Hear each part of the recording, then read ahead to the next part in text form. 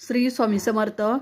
तर घरातील कर्त्या स्त्रीने तुम्ही जर हा उपाय जर केला तर तुमचे कर्ज हे हळूहळू कमी होण्यास मदत होत असते। तर हा उपाय तुम्हाला फक्त 5 दिवस करायचा आहे, सलग 5 दिवस खंड न पडता। तर उपाय अगदी सोपा आहे। सकाळी लवकर उठावे आणि अंघोळ झाल्यानंतर 1 वाटी तांदळाची घ्यायची आहे। त्यात तांदूळाचा भात करायचा आणि तो वाटी भरून भात घ्यायचा।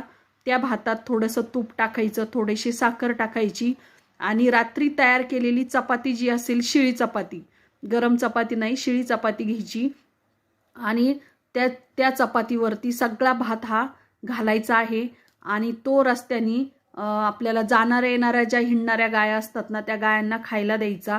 अगदी गोठ्यात ज्या गाया असतात त्यांना नाही, परंतु ज्या जाणाऱ्या येणाऱ्या ज्या गाया असतात त्या गायांना खायला द्यायचं आहे। आणि हे करत असताना रस्त्याने जाताना येताना कुणाशी बोलायचं नाहीये, जाताना पण नाही येताना पण नाही, आणि हा घास त्या गाईला खायला द्यायचा आहे। बघा तुमचं हळूहळू तुमचं जे कर्ज असेल ते हळूहळू जो कर्ज कमी व्हायला मदत होईल।